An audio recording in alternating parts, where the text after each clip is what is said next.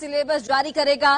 Subject परीक्षा pattern पूर्णांक की इसमें पूरी जानकारी दी जाएगी।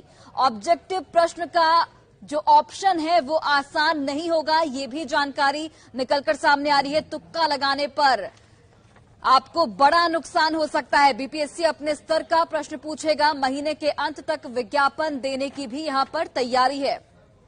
और चलिए, हमारे सहयोगी रजनीश इस वक्त जुड़ गए हैं। रजनीश, 16 मई तक सिलेबस भी जारी हो सकता है और महीने के अंत तक विज्ञापन देने की तैयारी, क्या कुछ जानकारी आपके पास?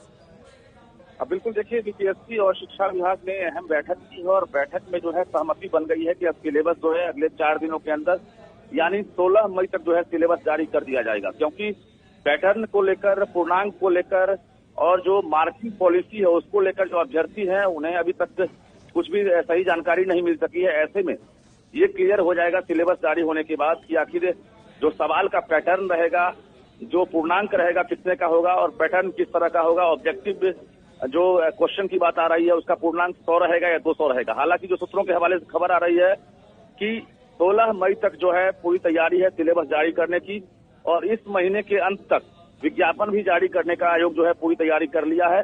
बता दें आपको कि शिक्षा विभाग के अपर मुख्य सचिव दीपक कुमार सिंह और लोक सेवा आयोग के जो अध्यक्ष हैं अतुल प्रसाद, दोनों ने बैठक की है और एक्सपर्ट के द्वारा ये सिलेबस तैयार कराया गया है, जिस सिलेबस में एक तरफ ये कहा जाए कि बीपीएससी अपने अनुरूप सवाल करने की तैयारी में है। अतुल प्रसाद ने ट्वीट करके भी जानकारी दे दी है कि आसान नहीं होगा तुक्का मारना।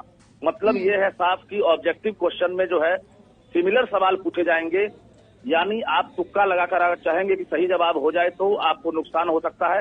हालांकि ये भी साफ है कि नेगेटिव मार्किंग नहीं होगा, यानी जो हेडमास्टर की तरह जो परीक्षा होने वाली है, पहले ही इशारा मिल गया है कि जो पैटर्न होगा हेडमास्टर की जो परीक्षा इससे पहले आयोग ने लिया है उसी आधार पर परीक्षा टीचर बहाली में होगी।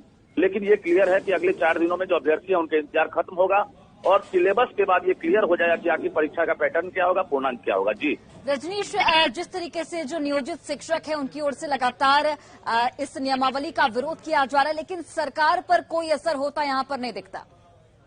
बिल्कुल, देखिए, कई ऐसे पहलू हैं जिस पर जो है लगातार डिमांड किया जा रहा है कि ये जो है मंजूर नहीं है, लेकिन शिक्षा मंत्री चंद्रशेखर ने साफ तौर से इनकार कर दिया है।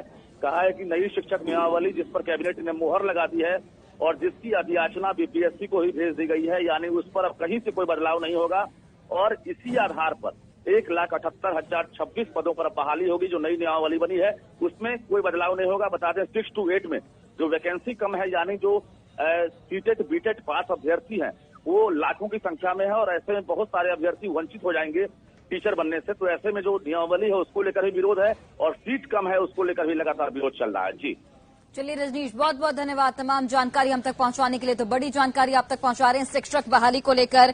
16 मई तक सिलेबस जारी हो सकता है। बीपीएससी सिलेबस जारी करेगा। सब्जेक्ट परीक्षा पैटर्न पूर्णांक को लेकर सिलेबस में पूरी जानकारी दी जाएगी। ऑब्जेक्टिव प्रश्न के जो ऑप्शन होंगे वो आसान नहीं होंगे।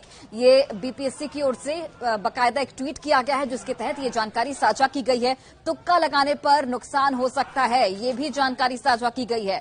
अपने स्तर पर बीपीएससी जो प्रश्न पत्र है वो जारी करेगा। जो परीक्षा का जो पैटर्न होगा वो बीपीएससी के स्तर से जारी होगा। महीने के अंत तक विज्ञापन देने की भी यहाँ पर तैयारी है।